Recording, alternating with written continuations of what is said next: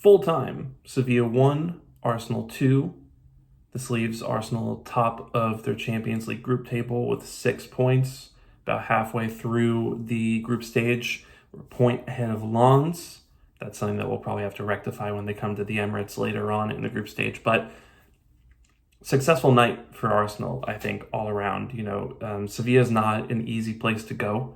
Honestly, I think a lot of our fans perhaps misunderstand the fact that there aren't really any easy games in the Champions League. So, we went 2-0 up, and then we kind of had to fight tooth and nail to hold on to those 3 points. But we did. And the team showed a lot of fight. There were, a lot of good performances from Arsenal today. There were also some bad performances, which we'll highlight in a second. But all in all, really good night, really good way to bounce back from a disappointing draw at Chelsea.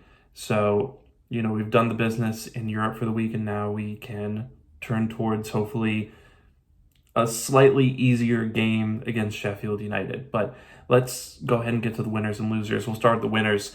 Winner number 1 is Takahiro Tomiyasu, and I actually had him as a winner before the match kicked off. As soon as I saw him starting in place of Alexander Zinchenko, that's when I added him to the list, and that's because for a while now I've been just wondering, where do you start to kind of think about the return on investment when it comes to, I think, the risk that is, putting Alexander Zinchenko into a starting 11, especially in, games like these and games like Chelsea. The conditions were very similar, right? You're away, you're playing in pretty rainy, soggy conditions, not very friendly for, pure technicians, which is what you have with players like Zinchenko and Jorginho. And you're playing against very physical teams, right? This is a Sevilla team that has players like Musa Sow and Nasiri and Sergio Ramos. There's just a lot of pace and power in that team. There's a lot of strength in that team. There's a lot of imposing heights and builds in that Sevilla team. So you really have to compete physically, and luckily we have the players to do it. And one of those players is Takahiro Tomiyasu. And I think his performances at left back this season so far have been really impressive. He's come in and, he's done the things that we expected him to do, right? He's probably been the best 1v1 defender at Arsenal so far this season. The guy really knows how to lock up anybody, when he's tasked with dealing with them. So, he's still great at that. Still quite a physical specimen.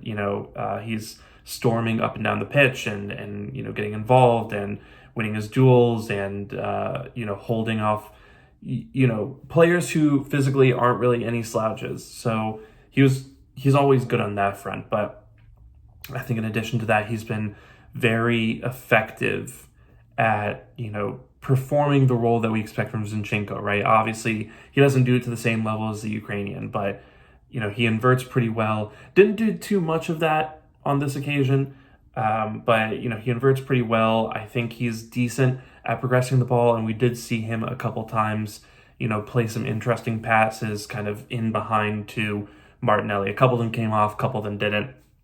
But all in all, a potential concern I had was how well we were going to be able to progress the ball up that left side of the pitch with Tomiyasu and Rice there as the left back and the left eight, respectively. But, Martinelli got a goal. Gabriel Jesus got a goal and an assist. All in all, things worked decently on that side. And, I think Tomiyasu is really making a case for himself to, go on and establish himself as a starter at that left back position. And I think more often than not, especially in games that are going to be more open, especially in games that, we're going to be up against these really physical, athletic sides that are trying to take the game to us, I would lean Tomiyasu more often than not. I think Zinchenko, as excellent a player as he can be on his day, he's more someone that I'd want to play against, a deep block, a team that I know isn't going to try to rip possession away from us and control the game themselves. So, that's that's how I see it at the moment. But I mean, regardless, Tomiyasu came in and had a really impressive performance.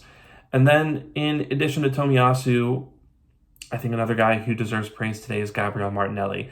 And it was his Champions League debut, and like Bukayo Saka did, Martinelli marked his debut with a goal. And it was a really well-taken goal. It was his second 1v1 opportunity of the night. Obviously, the first one didn't put enough height on it to beat the Sevilla goalkeeper, but he got his second chance with a lovely twist and pass by Gabriel Jesus. More on him in a second, but yeah, he gave us something that we've been missing, and it was something that we were crying out for away at Lens, and that is that pace in behind, right? Martinelli was constantly keeping his man honest, and was just always threatening to get in behind and wreak that havoc. And his speed and his pace really created something for Sevilla to think about whenever they were off the ball. So I think Martinelli did an excellent job, and that second goal was just brilliantly taken, gone behind. He actually, it's funny, he looked tired, but he still managed to outrun that defense. And I think, maybe that's just what happens when Sergio Ramos goes that far forward, and you're not dealing with the most lightning quick group of defenders maybe. But yeah, Martinelli outpaced them quite easily, and then keeper came out, of course, to try to deal with him, and Martinelli rounded him without a second thought, tucked the ball away to make it 1-0 at, in the dying embers of the first half. So yeah, excellent player, really someone that we've missed. And with Bukayo Saka, I think lagging definitely, in part at least, due to perhaps some niggling injuries. We're going to need Martinelli, and he showed today that he's up to that task. And then the third winner for today is the man of the match, Gabriel Jesus. And I think there's been some discussion about whether or not injuries have caught up with him. And I think that still might be true to an extent, right? You haven't seen him really go on any of these mazy runs that he was pulling out of nowhere when he first joined Arsenal. So, there maybe is something to that. Maybe that knee injury has hampered him. Maybe, just the constant kicking has forced him to change the way he plays slightly. But the thing about Jesus is that he has that it factor that a lot of players don't have, right? There's a couple players in our team who have it. I think Saka has it. I think Martinelli has it as well. I think Odegaard, might be a candidate for it. But Jesus has that it factor where he can just produce a moment of magic in a game, even if he is not exactly at his best. And he did it twice today, right? The first time on the break, Sevilla looked like they're going to take the lead, and then the ball comes out of our box, and he gets it, twists, and sends Sergio Ramos for a hot dog, and then promptly plays, perfectly weighted pass for Martinelli to make it 2-1. And then at the start of the second half, Rice gives Jesus the ball out on the left wing. Jesus cuts inside and just curls in a really lovely shot from, the outer limits of the penalty box to make it 2-0. And, those are those moments of magic that win you a game. And that's what proved to be the case here, right? We did concede kind of a silly goal off a set piece, and it was Jesus marking, I can't pronounce the name of the player who scored, so I'm not going to attempt it, but it was Jesus marking the Sevilla man who scored. But, at the end of the day, it's he earned that man of the match award. And, with Havertz starting to look like a really capable center forward option, you did start to wonder whether or not we'd move in that direction. But I think Jesus showed enough today to continue to hold on to that starting center forward spot. And he's another player that we're going to need to perform at his best. It looked like he picked up a knock at the end of the match. Hopefully everything's okay there. But as long as he can avoid injury, and as long as he can, pick up a little bit of run of the games, I think he's going to prove to have a pretty pivotal impact on this season. So long may it continue from Gabriel Jesus. As for the losers, let's start with David Raya. And I don't want to come down too hard on Raya, because I still think he's a player who at his ceiling, I think gives us more in terms of playing out from back and distribution than Aaron Ramsdale does. And I said this on the pod. I think there's a phenomenon happening in the fan base that is very similar to something that happens with NFL fans, and it leads to a saying, which is the most popular guy in town is the backup quarterback. And what that means is, what's often the case is, in a lot of teams, you have two quarterbacks who aren't far apart in terms of talent, and one guy has been selected as the starter, and that's the guy that the head coach wants to roll with. But a good chunk of the fan base never really believed in him to begin with. A good chunk of the fan base liked the other quarterback who's sitting on the bench, and they're just kind of waiting for him to mess up so they can start clamoring for the backup quarterback to take over that spot. And I feel like something very similar is happening with David Raya and Aaron Ramsdale. I think a lot of people were put off by us signing Raya when Ramsdale had been perfectly capable for us last season, which is, I understand that. I empathize with that. But I also think that group of people are just waiting for Raya to screw up so that they can ask for Ramsdale to be back in the starting 11. And I do want to say, as much as the grass might seem greener on the other side, Ramsdale did have his own share of pretty head-scratching mistakes last season. And there are things that he was not willing to do in terms of our build-up play that it looks like David Raya is more than willing to attempt, even if it doesn't come off. And I think that matters more to Mikel Arteta, that willingness to play in a certain way, than the success rate, so to speak.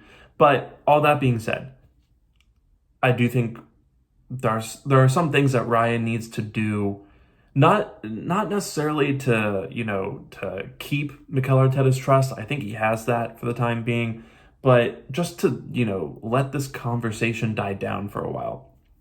And one of those things we saw a few times in the first half, which is just the simple passes that he messes up under pressure.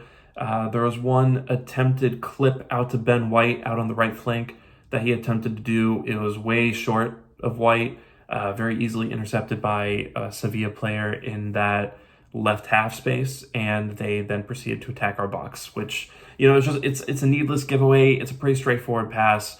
You're in the Champions League. You're starting for a team that's trying to compete for the Premier League title.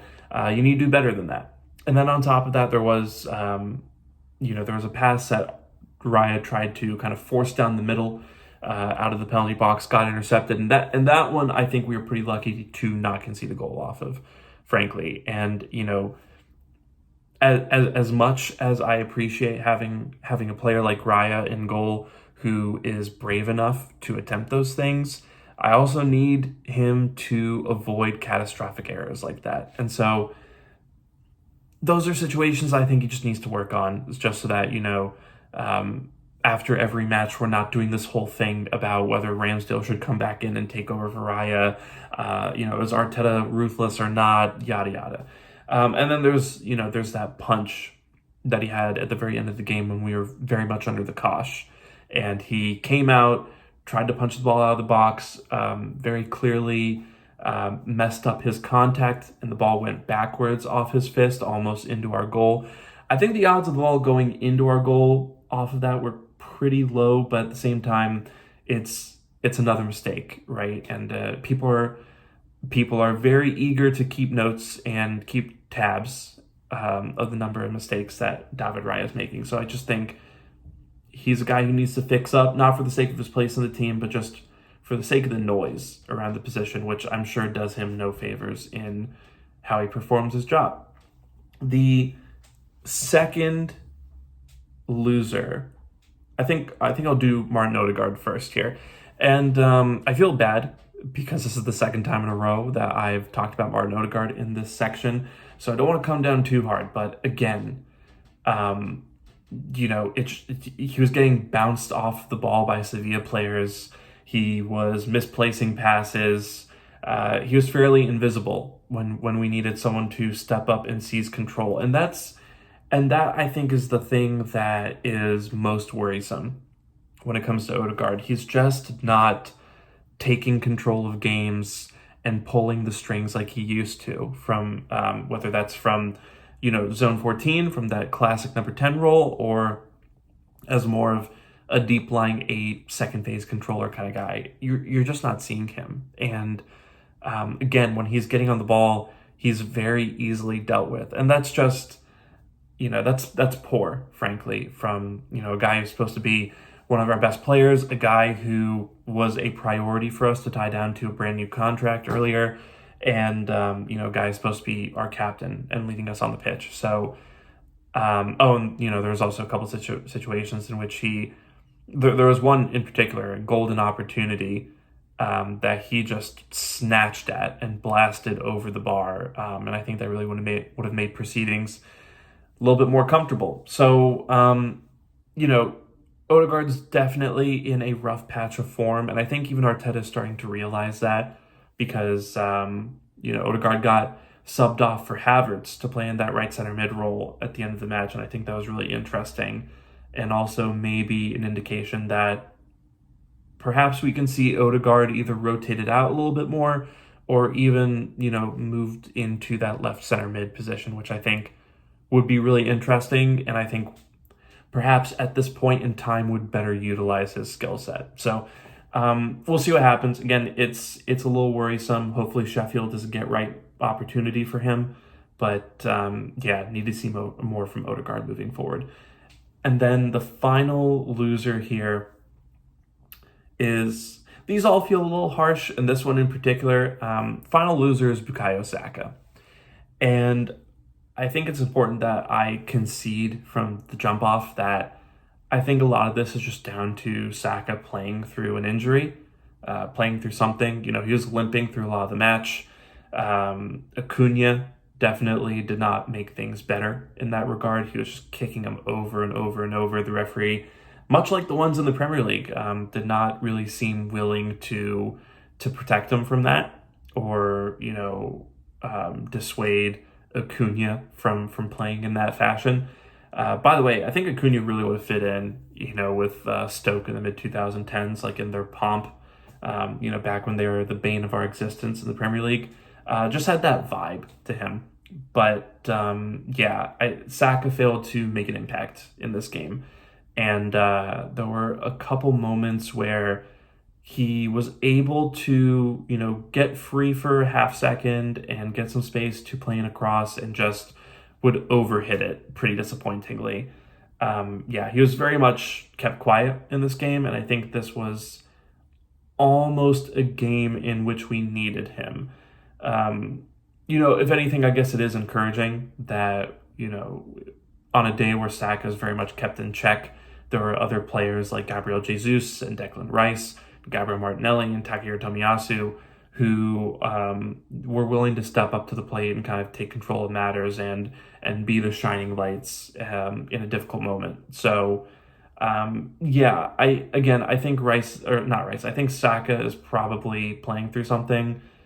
He went down a couple times, just looking very genuinely in pain.